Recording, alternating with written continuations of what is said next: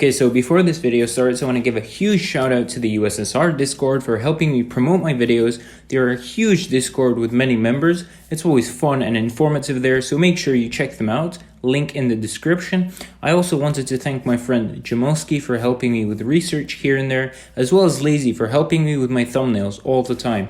I appreciate everyone who supports me making these videos.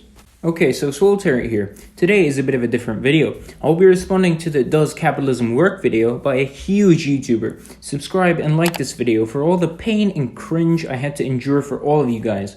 It only takes a couple of clicks for you, but motivates me to keep making these videos. I saw this on YouTube and said to myself, these types of videos should not even be out here, and decided to debunk most of his claims. Today I'm going to make a case to you why I believe capitalism is by far the most effective form of economy in the world.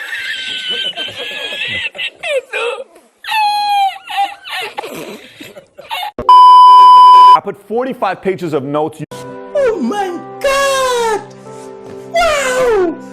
Wow! No you didn't, because if you did, you would actually make a decent video. The kind of things he says show his lack of understanding in everything. For every one teacher that supports capitalism, there are 12 that oppose it. Let me say it one more time. It's 1 against 12. So the people that believe in capitalism today are being bullied by those who don't, 12 to 1. Since when do conservatives count as being pro-capitalist, while left-leaning liberals are anti-capitalist? Let me tell you something really quickly. They're both liberals, and they're both pro-capitalism. How can liberals even be anti-capitalist? Liberalism is the ideology of the capitalist. I put 45 pages of notes. You got the socialism, communism side, and you got the capitalism side. No, God!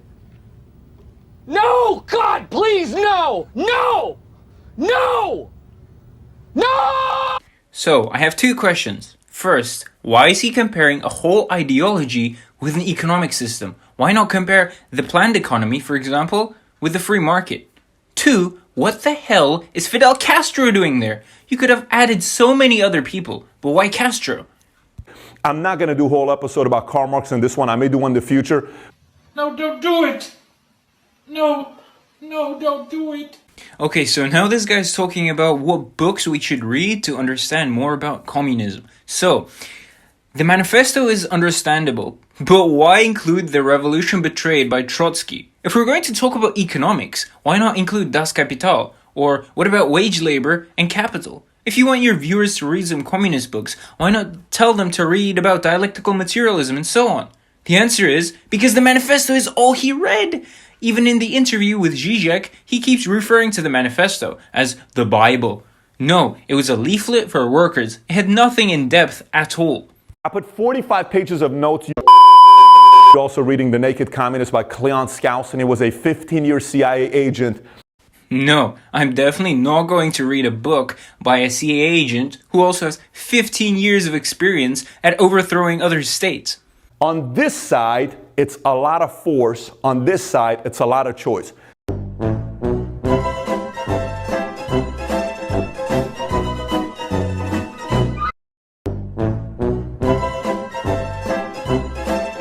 Yup, workers definitely have a lot of choice and a top-to-down system of corporations. Countries overthrown by the CIA and the US military also had a lot of choice.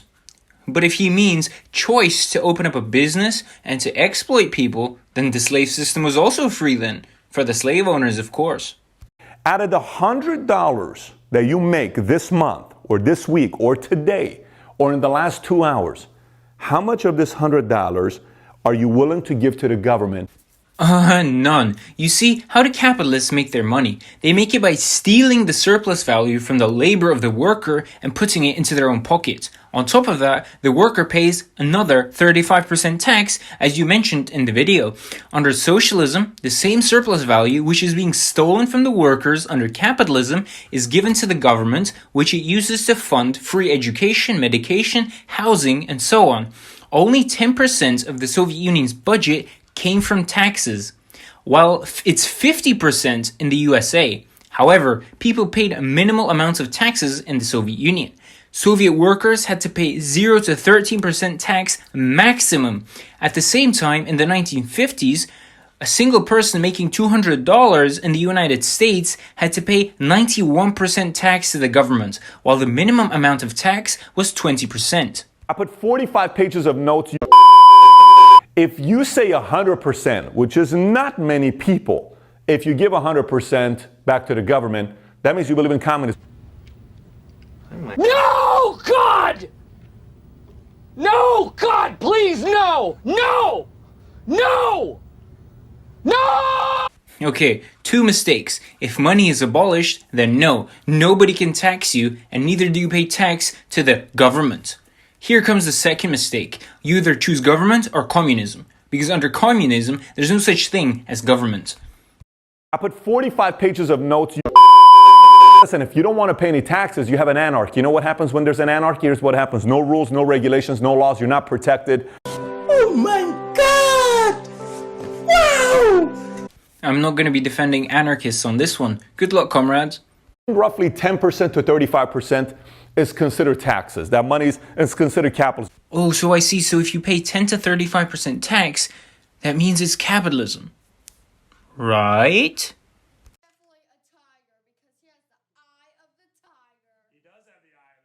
Are you sure about that?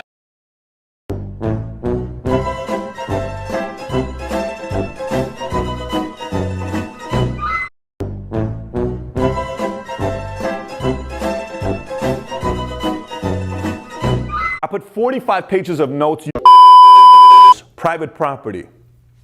On this side, you don't have any private property because communism, they own your property. Okay? Capitalism, you have private property. You can own property, you can own your business, you can own all that stuff.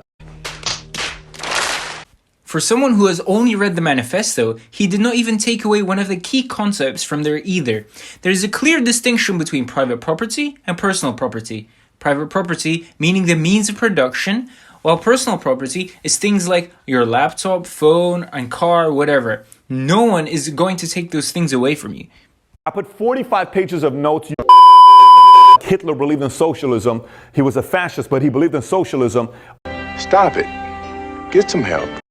That's like saying, I'm an atheist, but I believe in God. Big brain moments. That's why Hitler did not abolish private ownership of the means of production. We will get to this in a second. You need regulation. Why do you need regulation? If you don't have regulation, there could be a monopoly.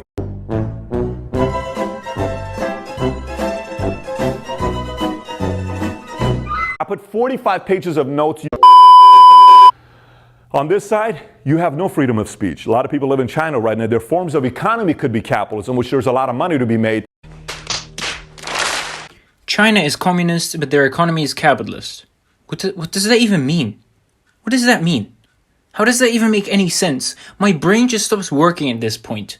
If China has a capitalist economy, then doesn't that mean China is also capitalist?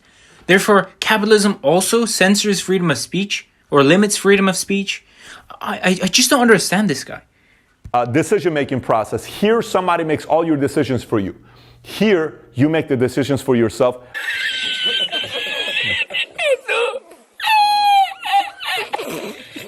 When was the last time you made a decision? I guess Americans choose to spend billions on the military, and they collectively made that decision. I guess black people in the US also made a decision to limit their freedoms too?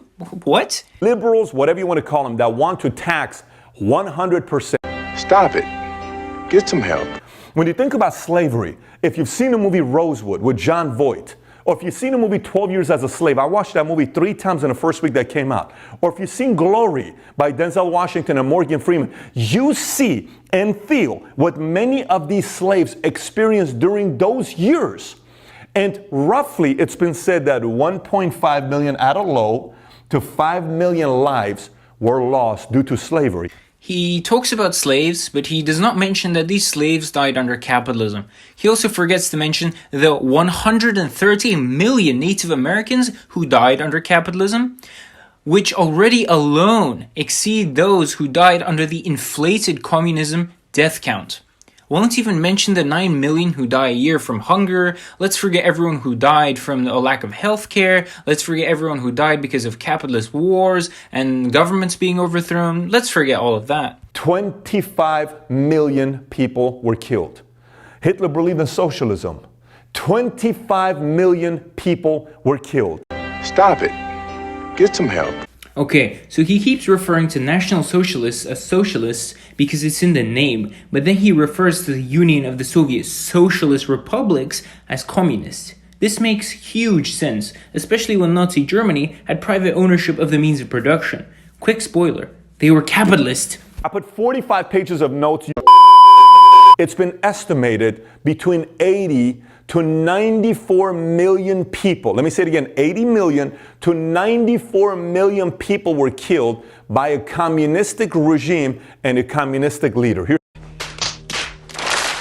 These numbers come from the Black Book on Communism, which has already been debunked by 2 of its 3 original creators. Also, when did communism ever exist? I ask again, if National Socialism is socialist, according to you, then why is the Union of the Soviet Socialist Republics communist? Stalin from Russia, 40 million to 62 million.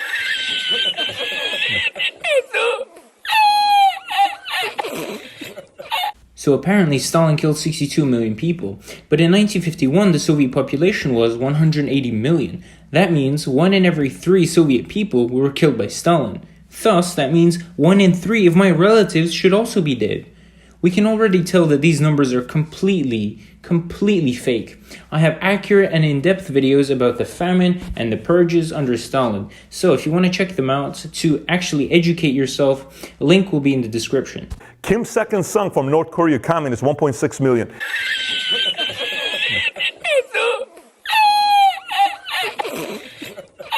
Okay, you mean Kim Il-sung, not Kim second son? Where are your 45 pages of notes?